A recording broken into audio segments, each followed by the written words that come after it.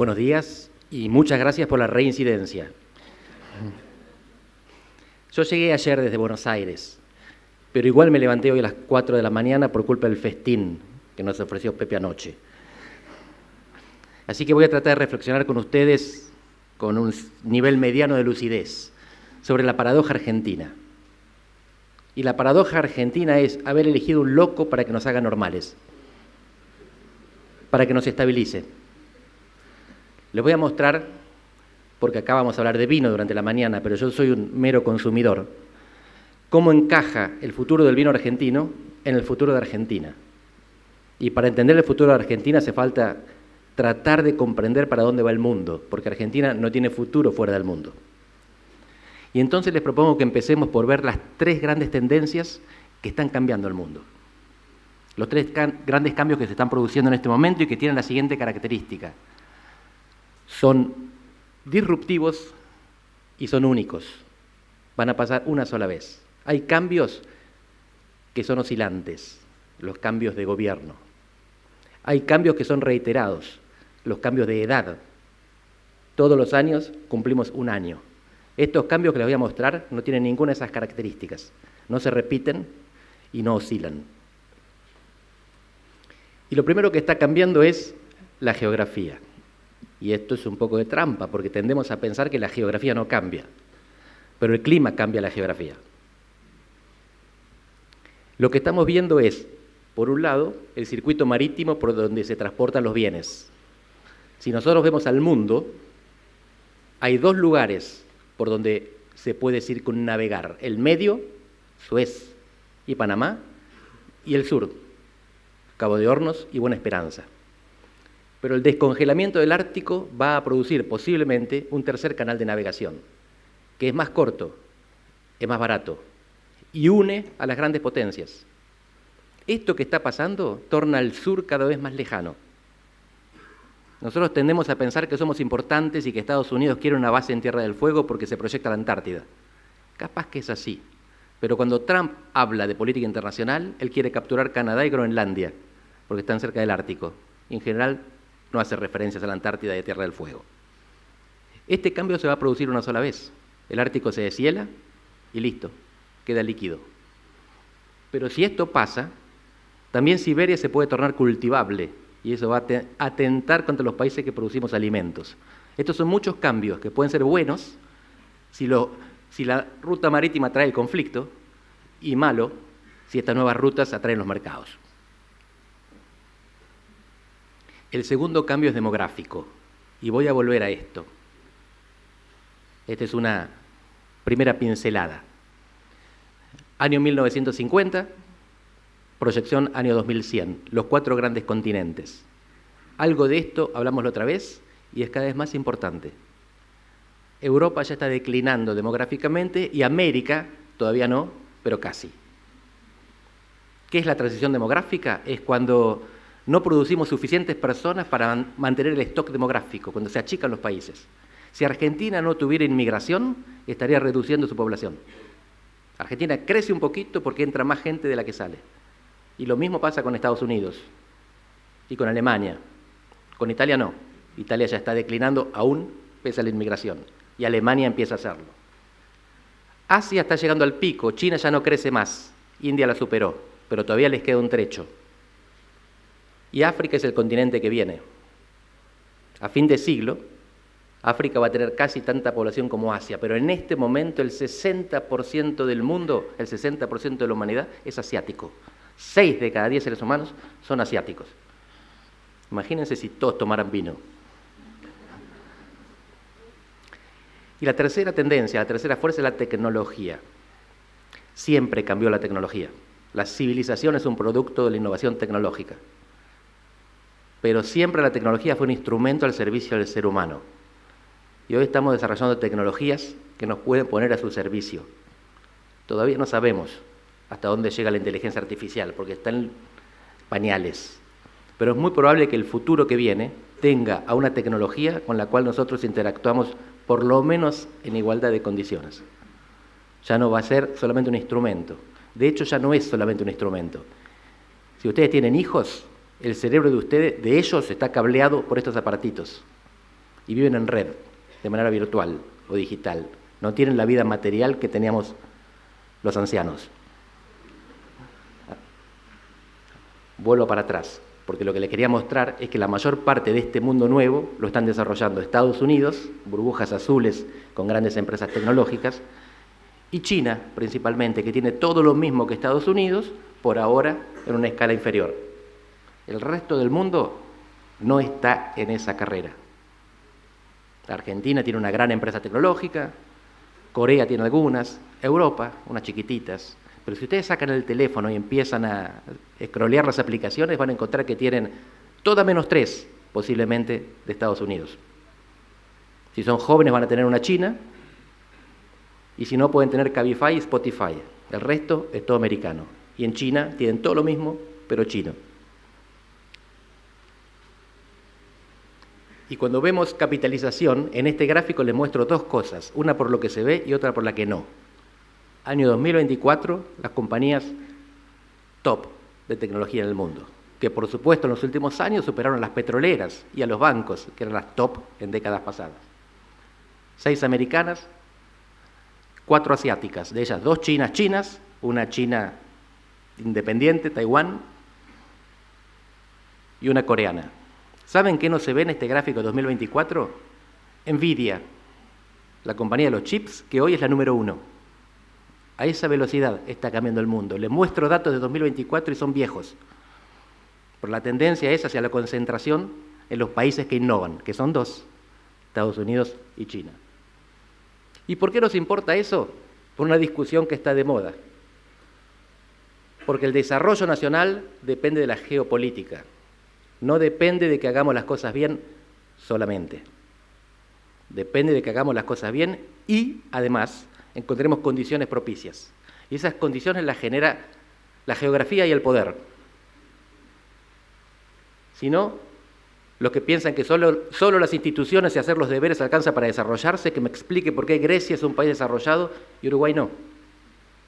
Cuando Uruguay tiene excelentes instituciones de todo tipo y Grecia menos. Y la respuesta es que Europa del Sur y Europa Oriental se desarrollaron porque les servían a la Europa desarrollada para ampliar sus mercados y para evitar las migraciones. Desarrollemos a esta gente para que no nos mande gente, sino que produzca con nosotros. Y la Europa Occidental se había desarrollado porque tuvieron un plan Marshall y una OTAN, porque Estados Unidos les pagó para que no se defiendan, produzcan. Y además les dio plata. Y lo mismo hizo en Asia después de la Segunda Guerra Mundial, no se llamó Plan Marshall, pero Japón, Corea del Sur y otros países recibieron un apoyo impresionante de dólares y el paraguas nuclear de quien ya estaba desarrollado. Esto es lo que llamamos desarrollo por invitación. Hay que hacer las cosas bien, pero no alcanza. Fíjense, en América Latina tenemos países que hicieron las cosas bien como Uruguay y países que hicieron las cosas mal como Venezuela. Después vamos a ver el detalle. Ninguno de los dos está desarrollado. Es mejor ser Uruguay que Venezuela. Pero aún así necesitamos apoyo externo, porque una cosa es ser Alemania y otra Grecia, pero los dos son ricos. Y el futuro indicaba todo, y aquí empieza a venir una nueva anomalía argentina, caminaba en dirección a Asia. Si son el 60% de la población, si ya tienen buena parte de la innovación, y además van a seguir creciendo, y van a seguir comprando, y van a seguir produciendo. Si ya superaron línea roja, Occidente desarrollado. Línea amarilla, Asia, salvo Japón. Si ya superaron Occidente, ¿por qué colgarnos de la potencia declinante?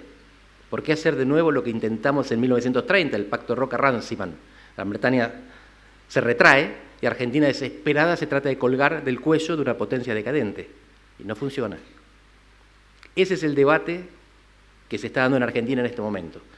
¿Colgarse del cuello de Estados Unidos es condenarse a la decadencia o es resistirla? La tendencia natural era Asia. Estados Unidos dice, nosotros no vamos a aceptar la decadencia, vamos a dar lucha. ¿Tenemos con qué? Innovación, fracking para petróleo y otras cositas. Y quieren industria. El objetivo de Trump con los aranceles es, entre otros, que ahora veremos, reindustrializar. Cobra aranceles para no importar. Y le dice a los países, si quieren vendernos, produzcan adentro, inviertan en una fábrica en territorio americano y produzcan empleo acá. Pero la realidad es que la industria crece solo en China en los últimos años, declina en todo el mundo. En América Latina, que tenía baja, esto es porcentaje del PIB industrial de cada una de estas regiones o países.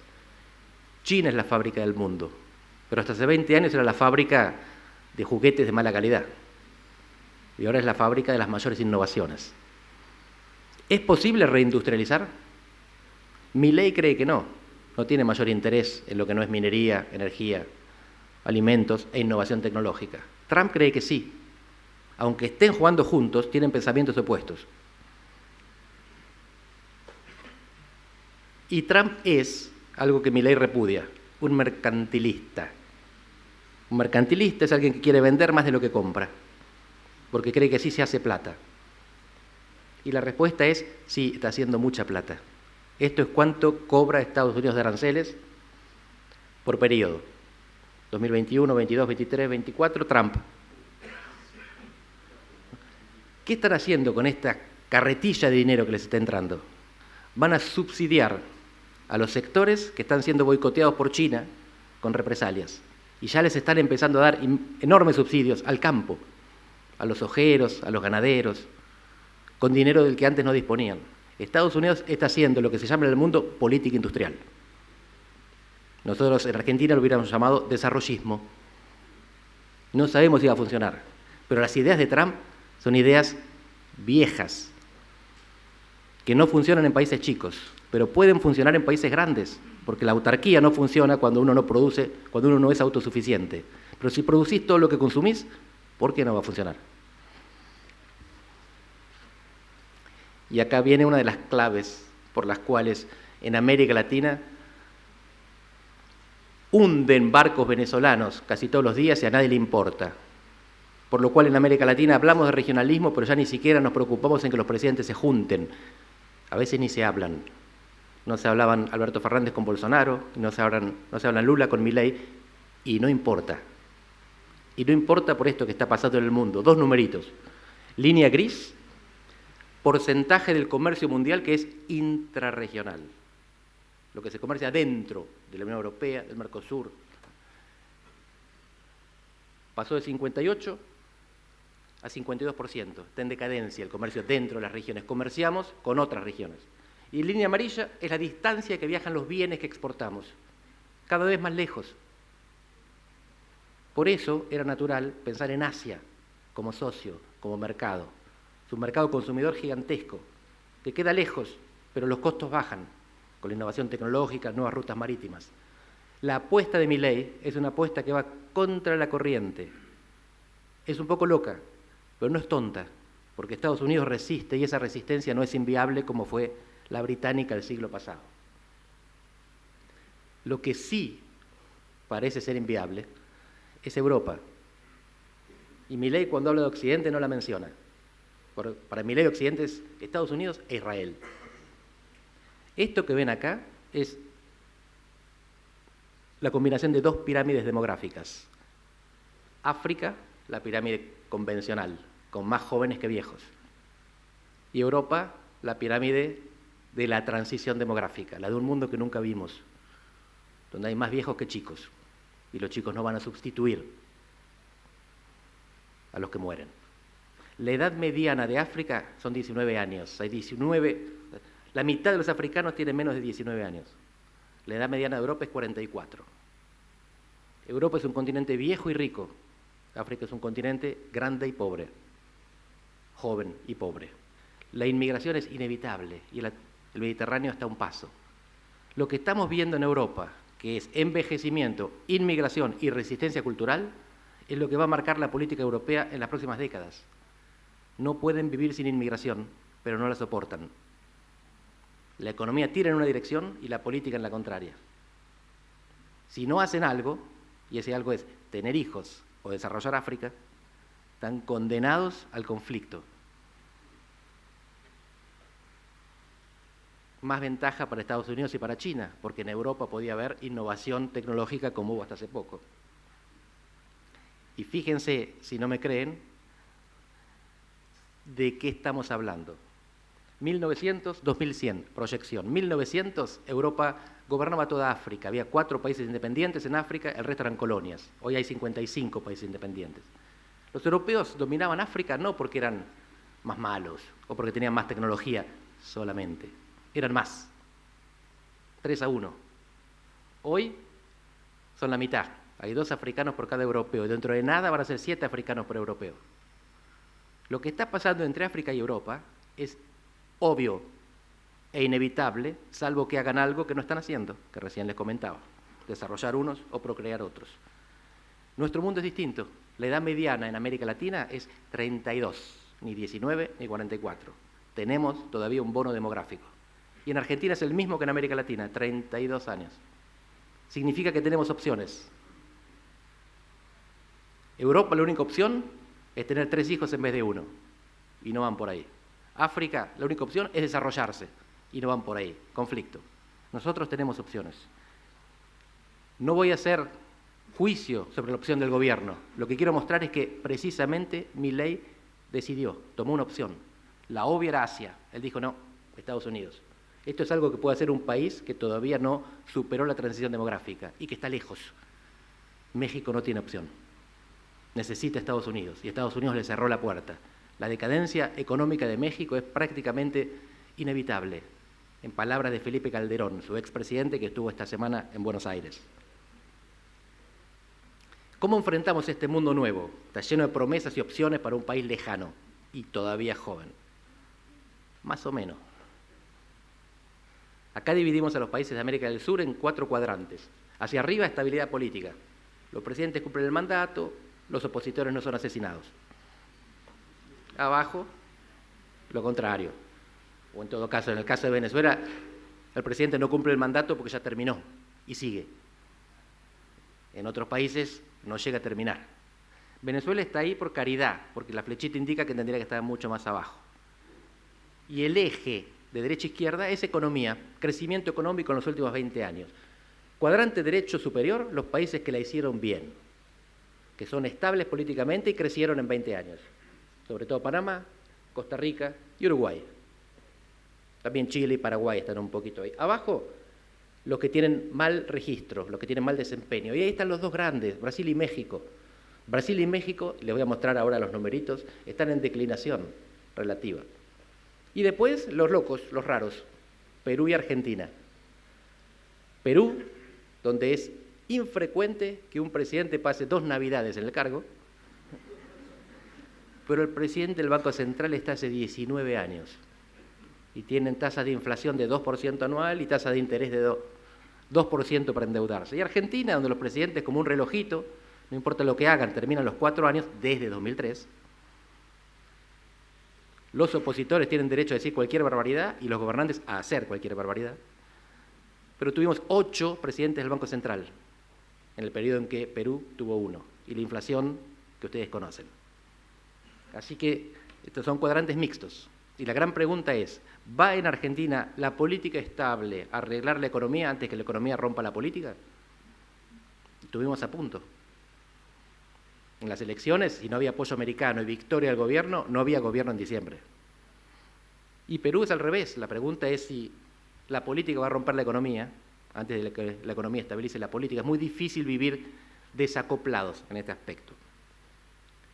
Y fíjense qué ironía. Cuando un politólogo mira a Perú, dice qué desastre. Los presidentes desde el 16 no terminaron un mandato. Toto Caputo mira a Perú y dice, qué fenómeno. No tienen inflación. El mismo caso. Estamos mirando diferentes variables. ¿Qué otras cosas tiene Perú? 73% de informalidad y la mayor tasa de mortalidad durante la pandemia, por la informalidad y la pobreza. Así que la estabilidad macroeconómica es espectacular. No alcanza para vivir bien, hace falta más. Y acá lo que les contaba de la declinación relativa. 1960, actualidad. Lo que vemos es cuánto era Argentina, cuánto valía Argentina en América del Sur.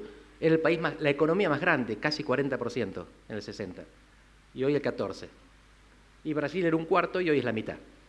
Uno ve este mapa y dice, wow, Brasil nos pasó por encima. ¿Cómo está creciendo el milagro brasileño? que Argentina es un desastre, y es un poco, hasta que uno mira a Venezuela y se consuela. ¿Es así?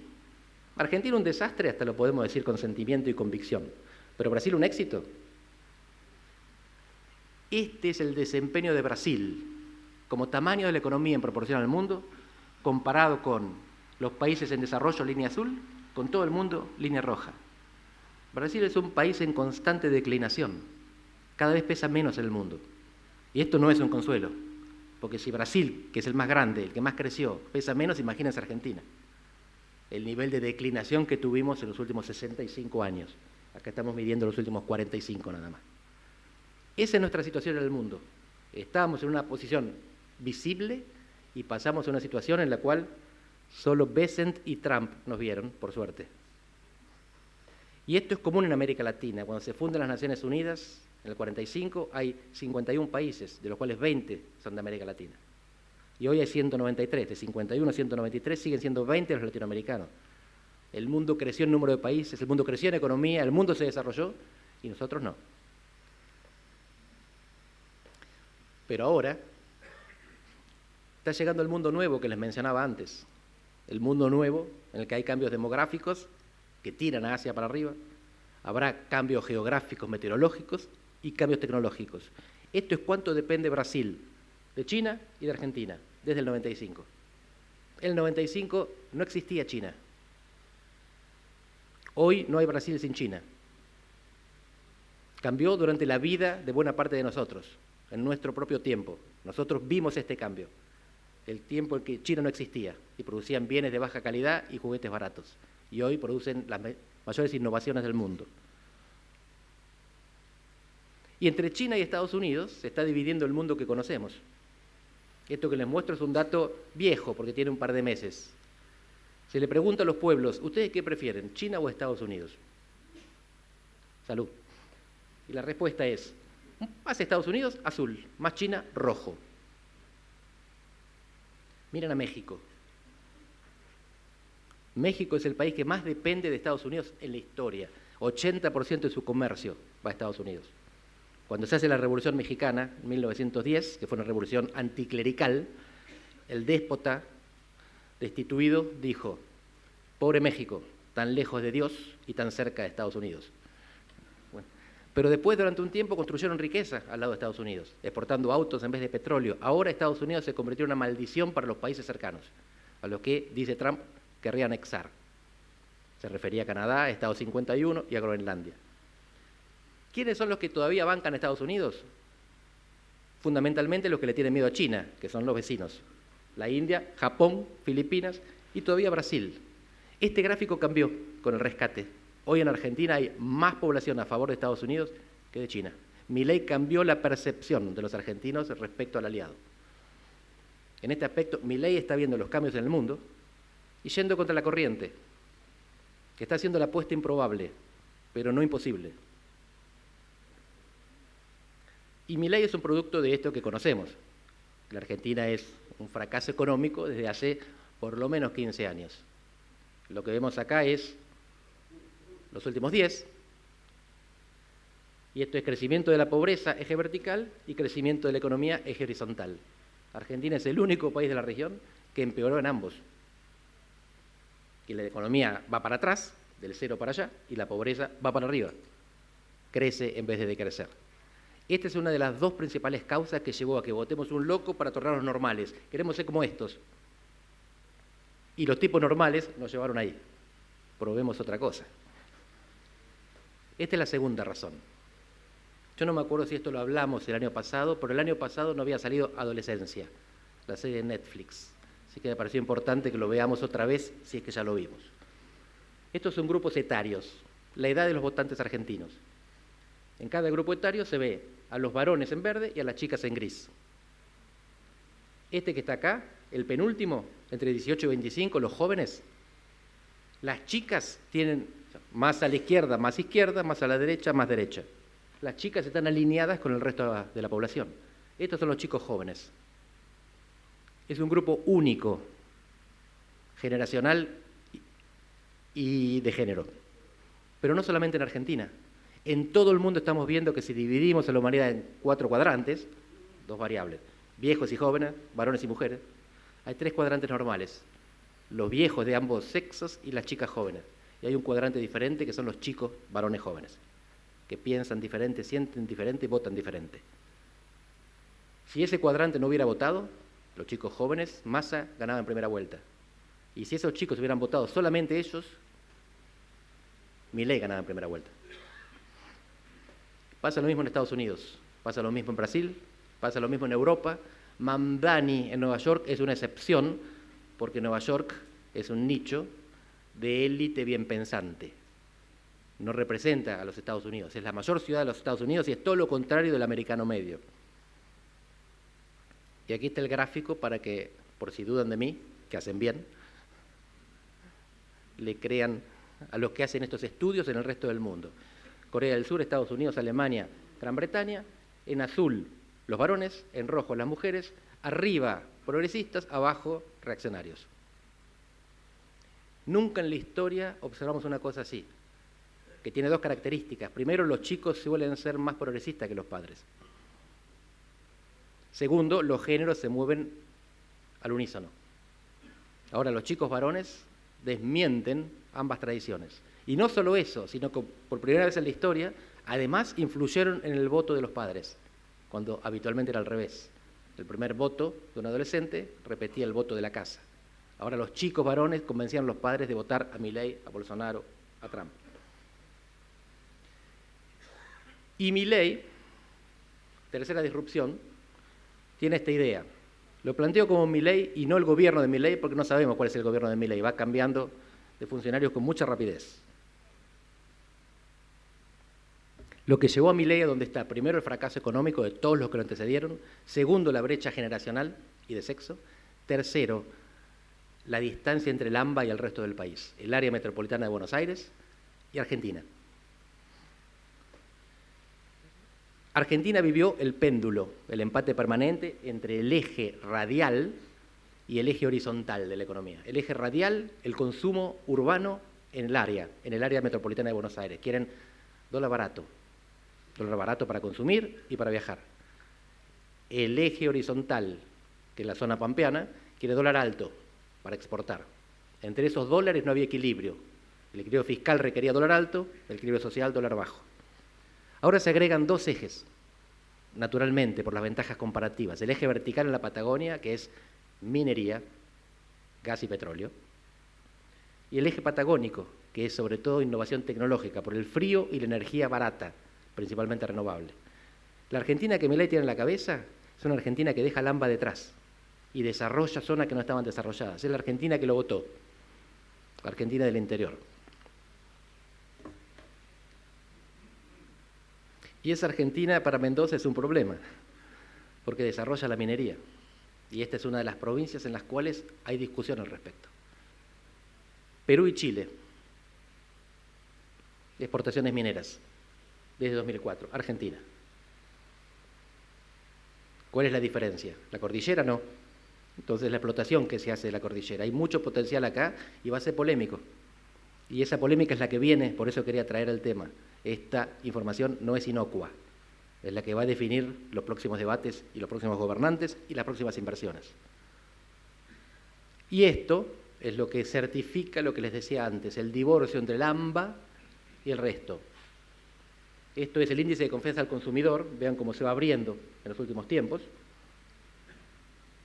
Capital, confianza del consumidor, en la capital el 37, en el interior el 46, y en el conurbano el 37. El conurbano y la capital, aunque a ellos les duela, piensan igual, son una unidad. La ciudad de Buenos Aires y el conurbano bonaerense. Y el resto del país es otra cosa. En ese país estamos hoy, un país en el cual el mundo cambia y tenemos una alternativa con 2 opciones, una política estable con una economía rota que se puede arreglar enganchándose en la locomotora correcta del mundo, una sociedad dividida con un grupito de jóvenes varones que piensa diferente al resto, y un país dividido territorialmente, geográficamente, que vota distinto y piensa distinto. Y voy a terminar con 2 datos macro sobre América Latina. Carmen, ¿estamos bien de tiempo? Gracias. 16 elecciones presidenciales, no hace falta que miren los números, esto es solamente para que si no me creen saquen una foto y después cuenten en casa y me pueden insultar en redes si conté mal. 16 elecciones presidenciales, 13 de las cuales fueron ganadas por partidos que no existían 10 años antes, empezando por Argentina, Chile con Boric, Perú con Castillo, Colombia con Petro, México con Andrés Manuel López Obrador. Solo 3 países tienen partidos establecidos antes de 10 años, viejos. Brasil, Paraguay, Uruguay. 3. Y aquí está el resumen. Y ustedes pueden decir, bueno, esto, América Latina es un desorden. Bueno, no era. América Latina era el continente de los partidos tradicionales, históricos, sobre todo Uruguay, Colombia y Argentina. Pero piensen en Europa. Macron en Francia y Giorgia Meloni en Italia gobiernan con partidos que no existían en 2010. Mauricio Macri había fundado el PRO y los partidos que hoy gobiernan Francia e Italia no existían. El de Macron es completamente nuevo, el de Meloni es una refundación, pero también es una cosa nueva. Así que el fenómeno es global. Lo viejo no funciona, Juan. El problema es que lo nuevo tampoco.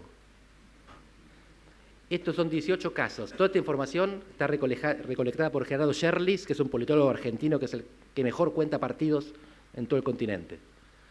18 partidos fundados en el siglo XXI que llegaron a la presidencia en América Latina, como la Libertad Avanza. La Libertad Avanza no está contada porque está gobernando. Entonces contamos a aquellos que ganaron hasta 2019 y por lo tanto ya terminaron al menos un mandato. ¿Qué fue de ellos? De esos 18, 11 no existen más. Son partidos que gobernaron y desaparecieron en un cuarto de siglo. Y los otros 7, hay 2 gobernando y otros 5 luchando por la supervivencia. Vamos a un mundo diferente del que conocíamos. Nos tenemos que habituar, es muy vertiginoso, los cambios son exponenciales, los partidos nacen rápido y mueren rápido. ¿Cuál es la buena noticia? Son siempre partidos, son siempre candidatos, son siempre elecciones. En otra época, ante la insatisfacción había un golpe de Estado y muertos en la calle. Esto no pasa más en América Latina. En 15 países de América Latina hay 5 que son autoritarios. Pero en 15 países esto no pasa. Hay otras cosas que pasan. Crimen transnacional organizado, que es el gran debate que viene. Ya se está discutiendo en muchos lados. Vieron la masacre en Brasil, en Río, hace un par de semanas. Argentina estaba incendiada en Rosario. Se calmó eso. Es una situación muy difícil de solucionar. Es más fácil de administrar. Y lo que se está creando ahora es este concepto de gobernancia criminal. El crimen no se erradica, se gobierna. Se pacta con los criminales, porque mientras haya prohibición, el precio de la droga será insuperable por los estados. Y por lo tanto, todo lo que nos parece mal es lo que hacen por debajo los gobiernos, no para reducir la corrupción ni el narcotráfico, sino la violencia. Los pactos son para que haya droga, pero no muerte. Y lo mismo está pasando en Europa, para los que piensen otra vez que el problema es América Latina. El problema es global. ¿Qué va a ser de nosotros entonces? Depende parcialmente de nosotros. La moraleja es, el mundo es el que sopla, pero las velas las construye y las iza uno. Hoy el mundo no está claro para dónde está soplando. La respuesta obvia hubiera sido hacia. La respuesta de Milei, por las razones que fuera, porque se lleva bien con Trump, porque cree en los valores occidentales, porque cree que Trump es liberal, porque le gusta visitar Mar-a-Lago. Milei cree que es Estados Unidos. No es una opción descabellada. Para que funcione o para que tengamos destino y sobrevivencia, si eso no funciona, hay que hacer los trabajos de casa. Los trabajos de casa están complicados porque no sabemos cómo se hacen. Las elecciones provinciales en Argentina las ganan los partidos provinciales. Y cuando hablo de partido provincial pienso incluso en el radicalismo mendocino o en el PRO entrerriano, porque los radicales tienen 5 gobernaciones y fueron 3 para un lado y 2 para el otro, y el PRO tiene 3 y fue 2 para un lado y 1 para el otro. No hay partidos nacionales salvo el del presidente. Lo demás es territorial y provincial.